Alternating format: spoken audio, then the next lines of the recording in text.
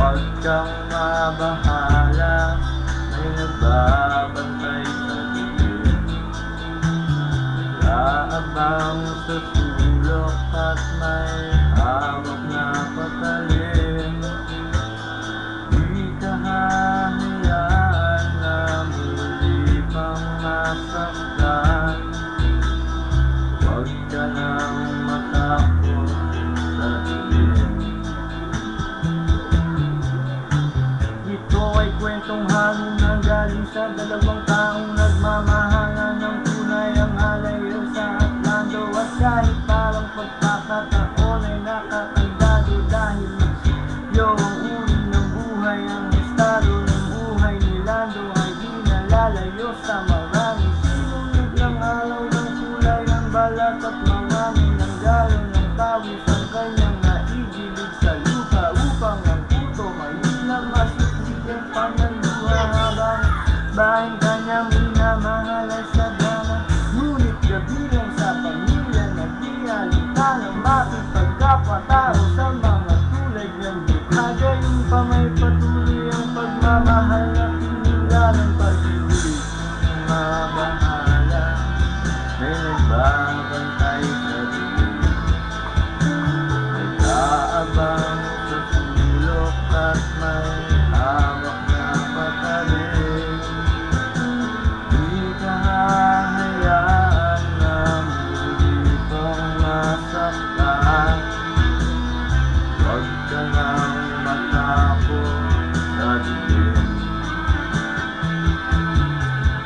Kahit na anumang bagay ang pilit na ihadlang at sino man ay walang makapitigil sa paghakbang ng mga paa na ang nais parating ay hiyayang magtanang binag at hindi na sumama. Hawak ang pangarap at pangako sa isa't isa.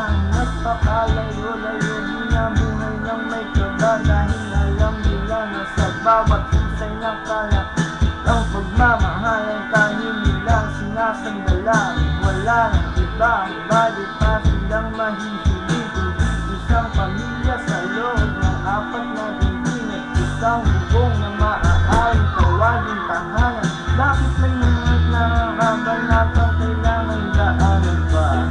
At nakabahala, may nagbabantay sa dilim. Nagpaabang sa sulok at may hawak na patalim. Di ka hahayaan na muli pang masaktan. Huwag ka nang matakot sa dilim.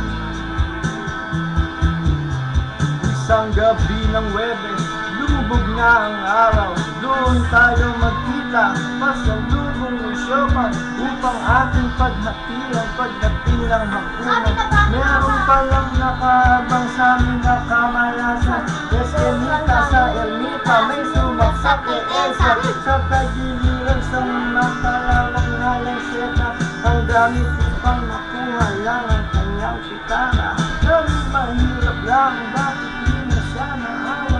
Hindi ko naabot ang buhay ang aking mahal. At hanggang sa muling hantungan ay nagdarasal. Bakit ko, laging lumalabas sa aking bibig palaboy-laboy ni walang landas. Akong sinusunod balik sa mata ng marami. Siguro nga di ko na kailangan isabihin. Pangalan ang nasa may pagkalim na kanin. At ang kanin alam ay isang malungkot na awit. At nagsabi, huwag kang mabahala, may nagbabantay sa dilim. Nag-aabang sa sulok at may hawak na patalim. Di ka hahayaan na muli pang masaktan. Huwag ka nang matakot sa dilim. Huwag ka nang matakot sa dilim. Thank you everybody for taking me on so much here.